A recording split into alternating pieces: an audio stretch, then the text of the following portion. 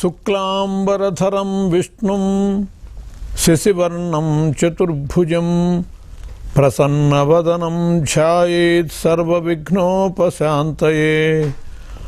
ఆపదామపహర్తారం దాతారం సర్వసంపదాం లోకాభిరామం శ్రీరామం భూయో భూయో నమామ్యహం. బుద్ధిర్బలం యశోధైర్యం నిర్భయత్వమరోగత అజాడ్యం వాక్పటుత్వం చ హనుమత్స్మరణాత్ భవేత్. భారత్ టుడే ప్రేక్షకులకు సుప్రభాతం. మనం సుదినం శుభదం కార్యక్రమంలో ఉన్నాం. ఈరోజు శ్రావణ శుద్ధ చవితి శనివారం.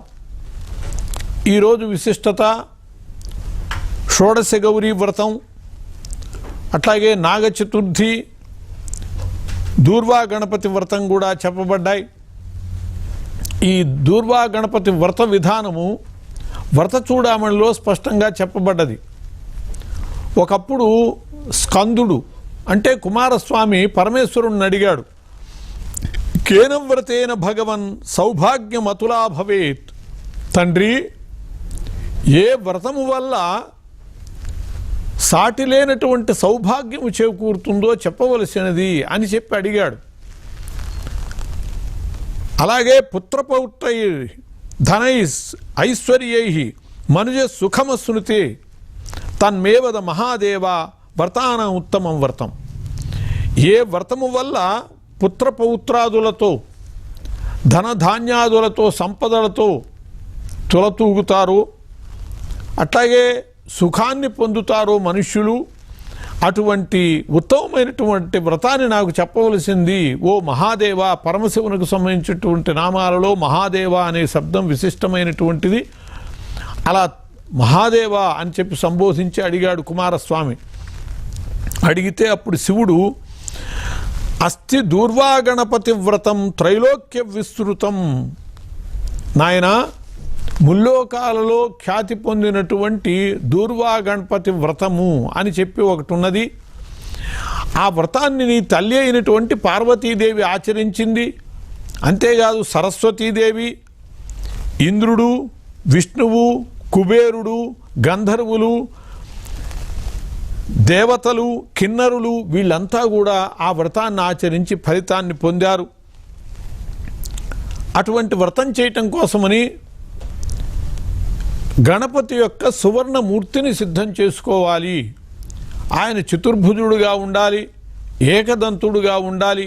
అటువంటి విగ్రహాన్ని సిద్ధం చేసుకోవాలి. అట్లాగే సువర్ణ పీఠాన్ని కూడా సిద్ధం చేసుకోవాలి, అది దాని యందు ఉంచాలి.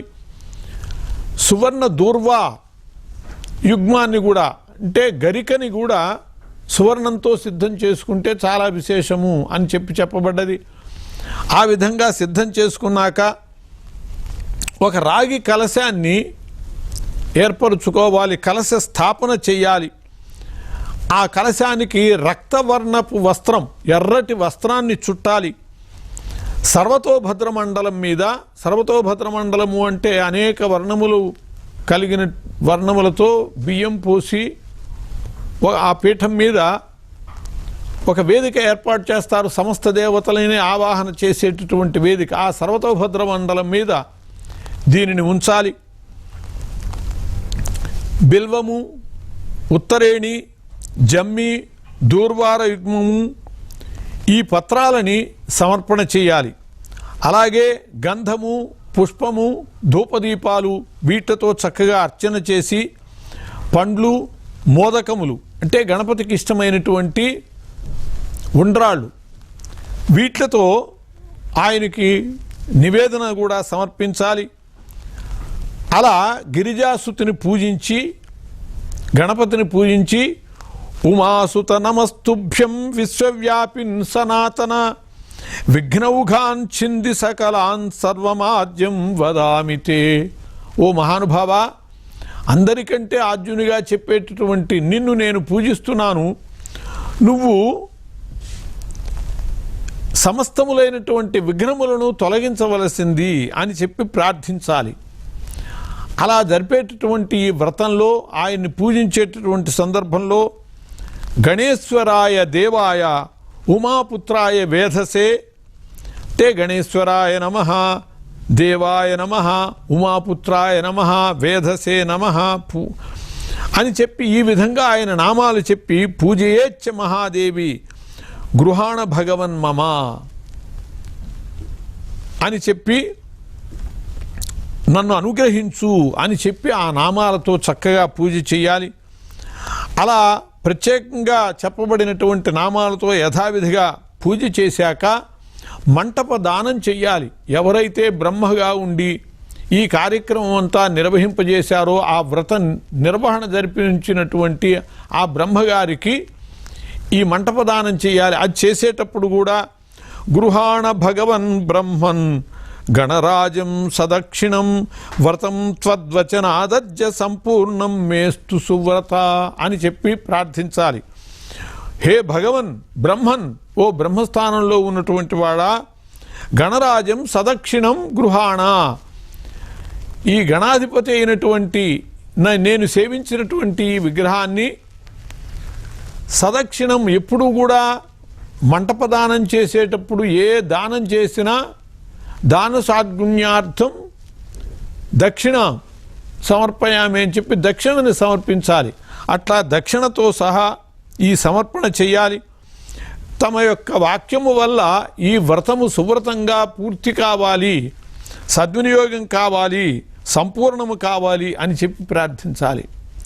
ఈ విధంగా శ్రావణ పంచమి నాడు పూర్తి చేసుకునేటటువంటి చవితికి సంబంధించినటువంటి ఈ విధంగా ఈ శ్రావణ చవితి నాడు జరిపేటటువంటి కార్యక్రమం 5 ఏళ్ళు జరిపి ఉద్యాపన చేయాలి. 5 ఏళ్ల ఉద్యాపన కార్యక్రమం ఇది. అలా ఉద్యాపన చేసేటట్లయితే సమస్తములైనటువంటి ఈప్సితములు పొందుతాడు. ఈప్సితములు అంటే కోరుకున్నటువంటి కోరికలు. అలాగే దేహాంతే శాంకరం పదం అని చెప్పబడ్డది. దేహాంతమునందు శాంకరం పదం, ఆ శంకరుని యొక్క స్థానాన్ని పొందుతాడు, శివైక్యాన్ని పొందుతాడు, కైలాసాన్ని చేరుకుంటాడు అని కూడా చెప్పబడ్డది. శివ సాయుధ్యం పొందుతాడని. ఉద్యాపన లేకుండగా ఈ ఉత్తమ వ్రతాన్ని పూర్తి చేసుకోదలుచుకున్నటువంటి వాళ్ళైతే తెల్ల నువ్వులతో కూడినటువంటి జలాలతో స్నానం చేయాలి. నీళ్లలో తెల్ల నువ్వులు వేసుకుని స్నానం చేసి బంగారము లేదా వెండితో చేసినటువంటి గణపతిని సిద్ధం చేసుకుని ఆయన్ని పంచగవ్యాలతో స్నానం చేయించాలి, గరికతో పూజించాలి. అలా పూజ చేసి 10 విధములైనటువంటి మంత్రాలతో నామాలతో ఆయన యొక్క పూజ పూర్తి చేయాలి. అభిషేకం కానీ పూజలు కానీ ఈ 10 నామాలతో పూర్తి చేయాలి, 10 మంత్రాలతో. గణాధిపత నమస్తేస్తు ఉమాపుత్రాఘనాశన ఓం గణాధిపతయే నమః,